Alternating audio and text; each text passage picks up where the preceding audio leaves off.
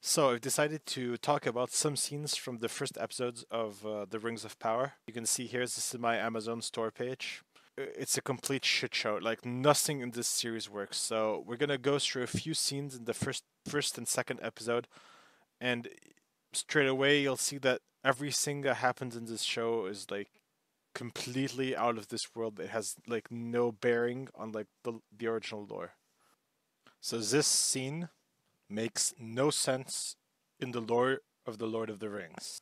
I'm gonna show it to you because it's fucking amazing. So they're going to the Undying. They're going to the Undying Lands. So look at this. Look at this stuff. They're holding hands like fucking hippies, and But sometimes the lights shine just as brightly reflected in the water as they do in the sky. oh, it's just so stupid. How am I to know which lights to follow? We're gonna skip this, and and it's like a transcendental moment. Like wait, she's like, we're going into the lights. Wow, it's fucking amazing. And she jumps off the boat. Like, and then look at this.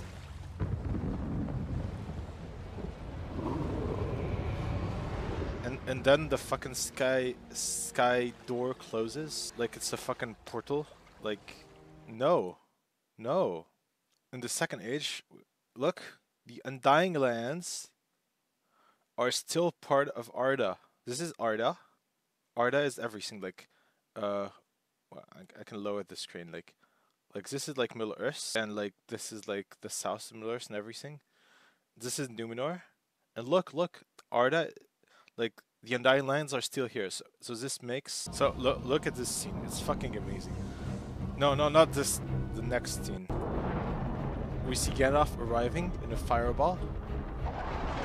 Also, look, a romance between an elf and a woman. Like, this happens only twice in the whole Legendarium, and it doesn't happen now, and it doesn't happen in an Iraqi style like occupation of the southern lands of Middle Earth or the western lands. None of these lands have fucking grass like this. They're not lands of plenty. Like they're like kind of wastelands. So no, this is not good. And then it falls near. It passes near Ents. Ents only go into like forests. This like small wood wouldn't have that many Ents so close together. And oh, and here, look. We have the reveal of Gandalf. Oh, look.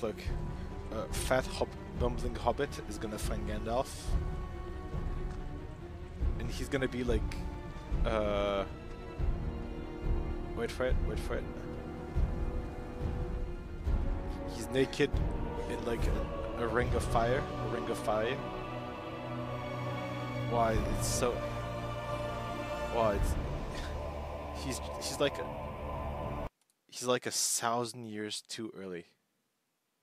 It's kind of amazing. It's kind of like, and Galadriel was never sent out of Middle Earth. Like, she arrived in Middle Earth, was the second Noldor host that went like through the frozen wastes in the north, and she never wanted to leave. And the thing is, it's so fucking stupid. Like, this guy here, that guy is very important. His name is Gil-galad. He's king of the Noldor during the whole Second Age. He dies fighting Sauron during the War of the Last Alliance. During the last battle, you see him in the prologue of Lord of the Rings, essentially. And Sauron catches him with his hands, and he burns him like to like a crisp. And this guy and Galadriel both chose, and they knew each other. They're like Noldor elves. They're like those very very high up Noldor elves. So never. Wait, I can just show it to you. So bad. Like, there's no like ceremony where elves are sent out of Middle Earth. Like, it makes no sense. Look at this thing. Like,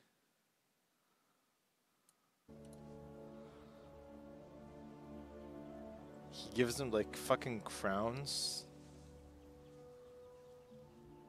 like Roman-styled crowns. Elves are not Romans. Like, And, as a measure of our gratitude, these heroes shall be granted an honor unrivaled in all our lore.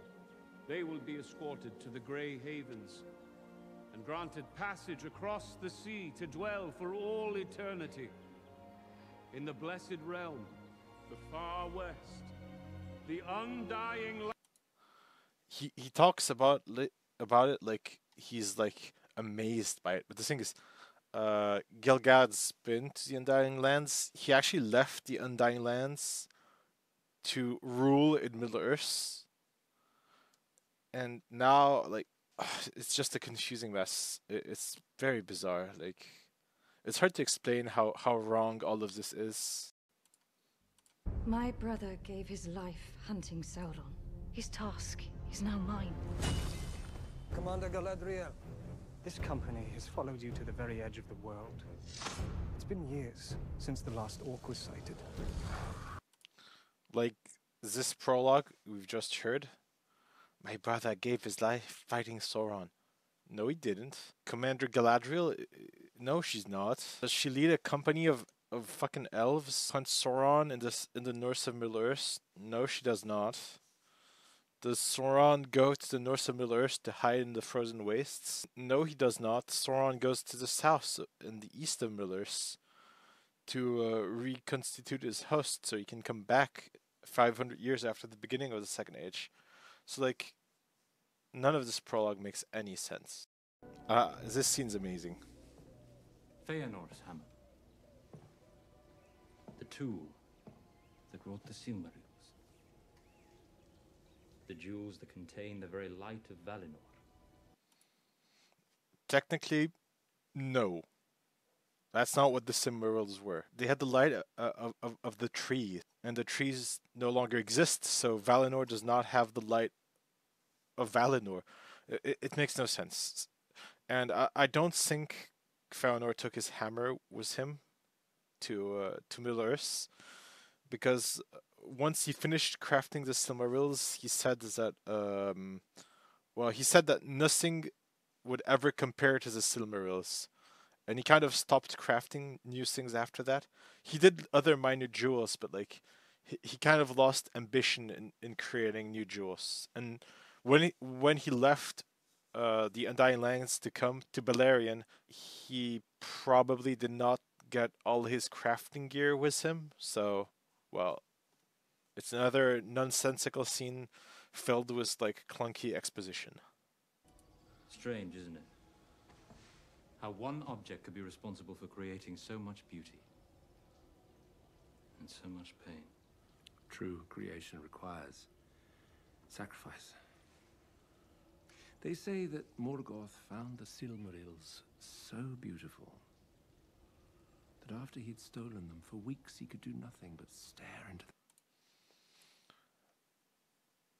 That's not all what happened, because firstly, when Morgoth was in Valinor, he pretended to be good for a very long time. I think he pretended to be good for like a whole age. And because the Valar and the elves did not know the nature of evil, when he had pretended long enough, he successfully deceived them. But he did deceive them, but he did teach the elves a lot of crafting and stuff like that. But most of what Morgoth taught the elves were like things to do war. He kind of tried to corrupt the elves, but Feanor at some point looked into Morgoth's eyes and saw that he held evil in his heart. So he refused to have Morgoth in his court. So Morgoth had to leave. And Morgoth, well, when he saw the Silmarils, he decided that they had to be his because they were great works. So what he did is he worked with a creature. We don't know exactly what it is. It's called Ungoliant. It's a giant spider. And Morgoth and Ungoliant, what they did was they destroyed the trees And then they went to Feanor's home, where they slew his father. And the Morgoth stole all the jewels that Feanor ever crafted that he could get his hands on. But the problem is, then when they fled across the wastes, the frozen wastes between the Undying Lands and Beleriand, Morgoth slowly had to give up the gems one by one to Ungoliant, for her hunger was never extinguished. And after a very long while, well, also the other thing is, the Silmarils, they shine with their own light, and the only way to keep Ungoliant from seeing them was to hold was for Morgoth to hold the Silmarils in his hand, and slowly they burnt him, but he would not relinquish. He would not open his hand by fear that Ungoliant would see them and ask for them immediately. Nevertheless, when they reached Middle-earth and they went to Morgoth's fortress of Autumno, Ungoliant demanded the Silmarils, for she also knew that they existed, and she craved to eat them, to grow ever larger as she had since she had drank the light of the trees. But Sauron would not relinquish the Silmarils because he wanted them more than he feared Ungoliant. Then Ungoliant attacked him, and in his despair, while he was getting completely destroyed by Ungoliant, he cried a great cry, and it awoke his host of 7 Balrogs that were in the bowels of the earth within his fortress, and they exited to confront Ungoliant, and they chased her away using their weapons of flame. So that's the story of Morgoth taking the Silmarils. So no, he did not gaze into the Silmarils like you gaze into a pond of calm water. So no, it's full of shit. Feanor's work nearly turned the heart of the great foe himself. No, it didn't. What has mine ever accomplished? It has turned my heart, my lord. The heart of many an elf. But I aspire to do far more than that. An age ago, our kind brought war to these shores. I want to fill them with beauty, to grow beyond petty works of jewel craft and devise something of real power. What is it you hope to craft? What is but a glint on the far horizon. You have come to Eregion to help me achieve the how. A tower? One that can host a forge, more powerful than any ever built, able to birth a flame as hot as a dragon's tongue and as pure as starlight. The things we could use it to create could transform Middle-earth. What seems to be the difficulty? I need it completed by spring. My lord, that would require A workforce greater than any ever assembled, yes. The High King... Well, the Undying Lands are very impressive. Like, in the beginning, in Arda, there were towers created by the Valar and their workforces that essentially stretch up nearly touching the sky. So this is not particularly like grand for like the world of like the Legendarium, and a forge that uses like fire, even impressive fire, like, well, there are so many questions. Like, why does he need it assembled so quickly? Like, he's an elf. Elves like live forever. Like, Elrond has been alive for like at least hundreds of years by now.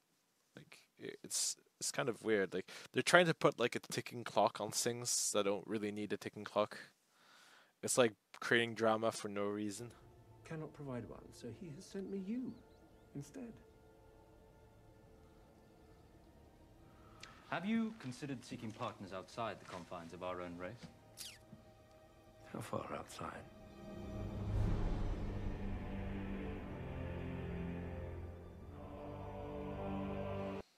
Now they go to the dwarves, and the thing is, the dwarves are friendly to the elves.